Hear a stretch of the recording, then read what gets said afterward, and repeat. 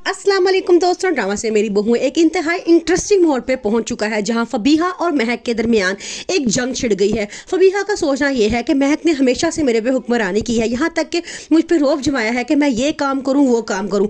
अब वो जाके आसिफ साहब से बात करती है और कहती है कि अब उनकी कंडीशन ऐसी नहीं है कि वो किचन में काम करें या घर की जिम्मेदारी संभाले।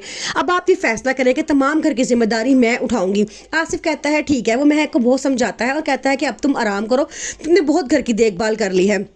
जब वो ये फैसला सुनाता है महक तो बहुत परेशान हो जाती है, लेकिन फबीहा उसके पास जाती है और उसे जाके बड़ी बातें सुनाती है। कहती है कि आपका बड़ा ख्वाब था ना इस घर पर राज करने का, अब तुम्हारा तमाम राज मेरे हाथ में आ चुका है।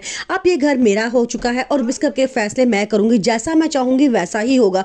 मैं जो चाहूंगी अब सबको मेरी मर्जी के मुताबिक चलना पड़ेगा। महक उसे कहती है कि तुम किस तरह की बातें करती हो, मैंने कभी ऐसा नहीं सोचा था। लेकिन फबीहा के दिमाग में अब ये बात आ चुकी है कि इस घर की हुक्मरानी अब मेरे हाथों में आनी चाहिए। उन दोनों की इसी बहस की जंग में फबीहा उसको धक्का देती है महक को और महक गिरने लगती है। उतनी देर में वहीं पे आर्यन रहता है और वो सब कुछ देख लेता है।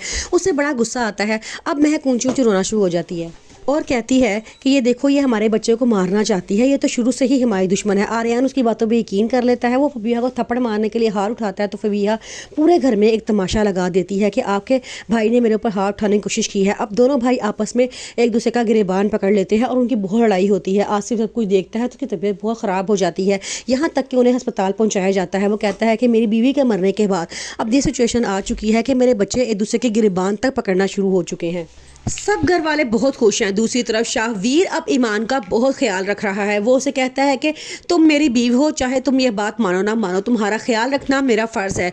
देखना ये है क्या ईमान का दिल शाहवीर की तरफ से पिघल जाएगा, क्या वो उसे माफ़ करके अपने रिश्ते को एक और मौका देगी।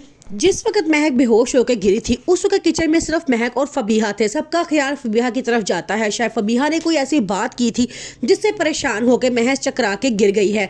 उसके लिए आसिफ उसके पास जाता है और उसे कहता है कि मैं तुम्हारे बाप के बराबर हूँ, तो मुझे बता सकती हो आखिर तुम दोनों के दरमियान ऐसी क्या बात हुई थी जिसकी महक ने इतनी टेंशन ली और वो चकरा के गिर गई।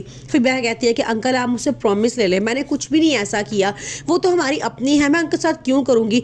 बस मुझे इस बात पर गुस्सा आता है जब वो मुझ पर रौब जमाने की कोशिश करती हैं या मुझ पे काम थोपती हैं।